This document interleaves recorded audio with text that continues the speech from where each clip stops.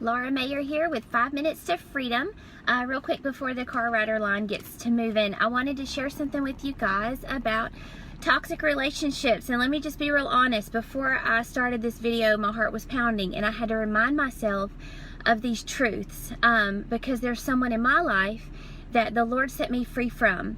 And then this is one of the principles that He taught me to bring freedom in my life in this area. So let's talk about the person you're afraid of. Let's talk about the one that you walk on eggshells around all the time. The one that you try your hardest to not upset. The one that they seem to control every move. The one that follows you in your dreams. The one that you try to avoid in town. Let's talk about that person. Now, let me go ahead and say the advice I'm going to give you does not apply to someone who is physically dangerous, okay? If there is someone that you are afraid for your physical safety or your children, that is not somebody that it is safe to approach alone. Those types of people, you need help. Sometimes you need the help of law enforcement. You need to remove yourself from the situation, so this does not apply to them. I'm talking about the power brokers in your life, the ones who they use control and manipulation and all that stuff, mind games, to control the people around them. Let me teach you the difference. There was someone in my life that I had not seen in years, and I thought I was finally safe from this person after really recovering a lot from the abuse that went on for about 5 years. And then the person kind of showed back up in my life, and I was terrified again. The car rider line's moving. I was kind of terrified again, and I was like, Lord, why is it? It's been years. Why is it that those emotions are so fresh? And the Lord said, oh, well, that's what happens when you do videos in the car rider line. The Lord said, Laura, does that person have true power over you or perceived power? And I was like, Lord, what does that even mean?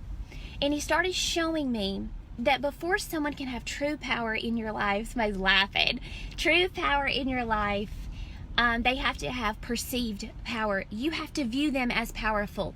So when someone who has a narcissistic, controlling, manipulative personality, healthy people don't act that way. Healthy people are not trying to control the decisions of others. Healthy people have self-control. They don't specialize in others' control. People that are really good at others' control are terrible at self-control. So they are not exhibiting the fruit of the Spirit in their life. So in order for them to have real control, they had to sell you on the fact that they were powerful. So they start doing little things. They start demeaning you in public. They start dropping little threats.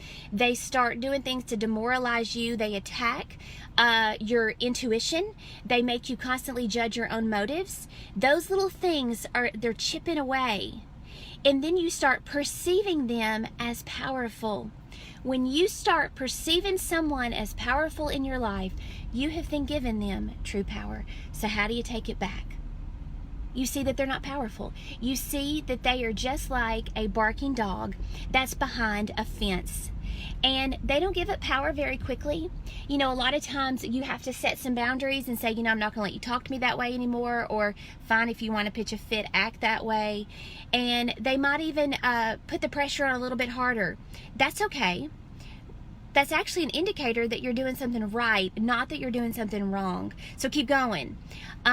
When you set up a healthy boundary with somebody and say, this is how I'm going to be treated and how I'm not going to be treated, and they revolt against that, it's actually more of an indication of what's in their heart, not an indicator of what's in your heart.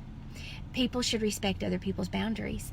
So perceived power versus true power. Think about the people in your life that you're afraid of. Do they truly have power over you, or is it more of the perception that they've weaseled their way into your life, convincing you that you need to be afraid of their tantrums, that you need to be afraid of their silent treatment?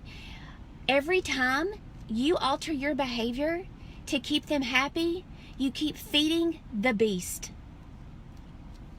And it can get to some really dangerous places. So freedom is yours today. Hope you have an awesome day. Check me out, lauramayer.org. You can subscribe there. I'm doing weekly email blog posts. And also you can catch me on Instagram or here on Facebook. Talk to you later.